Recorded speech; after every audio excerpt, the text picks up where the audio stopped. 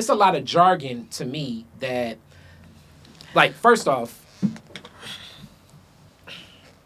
this is Carly Frazier's statement.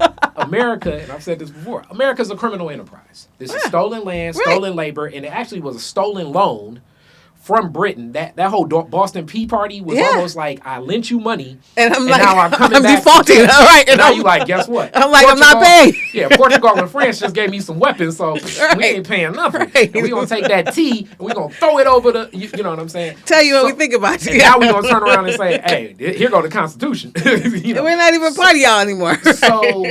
So when we say that it's capitalism, when so much is subsidized, meaning like in subsidies or millages, basically our tax money is building, like, you know, when I was talking to Theo Pride, Detroit People's Platform, our tax money built Little Caesars Arena. I don't know if people recognize this. Yes. Little Caesars right now is the biggest pizza corporation across the world. If you travel the world, you're going to see more. You wonder why you're not seeing, well, we know why we ain't seeing Papa John's commercials, but you know why you're not seeing Pizza Hut commercials anymore? Because Little Caesars has taken over the pizza industry. That world headquarters and all of that stuff, they're across the world right now. So we have the largest, and we know how much the world, especially Americans, love pizza.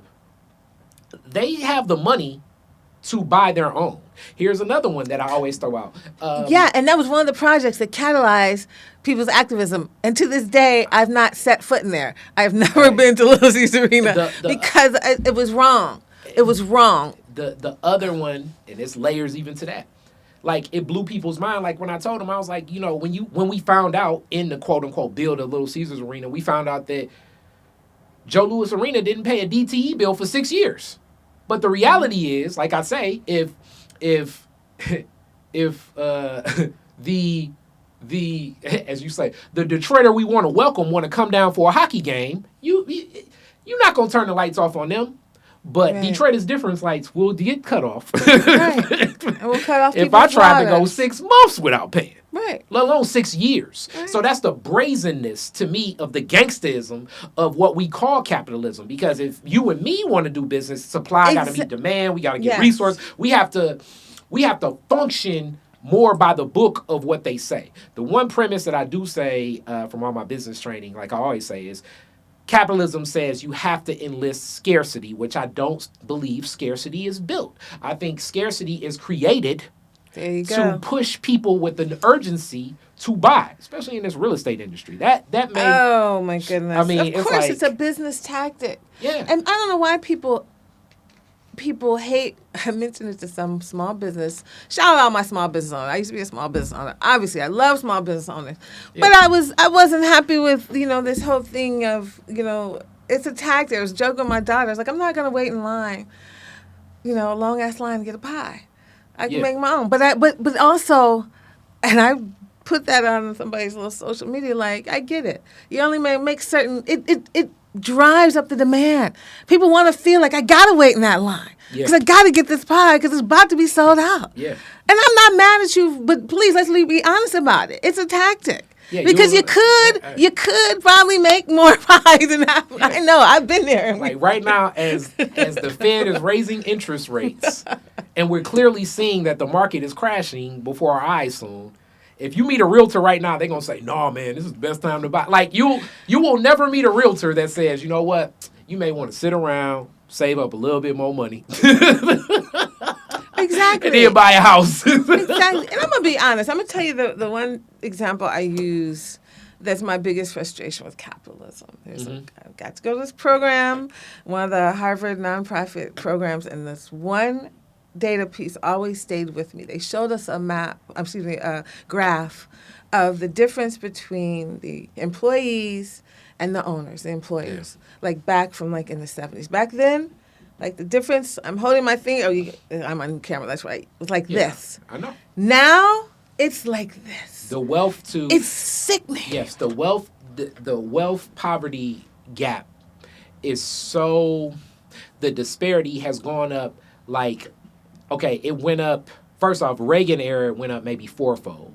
Then you have the second Bush, it went up maybe eightfold on top of that. Even during Barack Obama, it went up like another twofold. Under Trump, it went up like threefold. Right now, under President Biden, like the disparity is at a way where, like it's almost laughable when they say the middle class versus the non-middle class, because just due to our propensity, here's another economic term. Propensity means basically how fast that, the old school when my mom say, money burning a hole in your pocket. Our propensity to spend due to our conditioning and where things are at is so fast that even if you give, the whole thought process, even the whole quote unquote, we're going to give a stimulus. I mean, it was already known that like if you give Americans, every American gets $2,000, it will be back in the market within maybe like a day and a half. People were spending their stimulus check just knowing that it's going to come soon. What they wanted to do. Yes. Which is what they wanted. And the disparity is astronomical.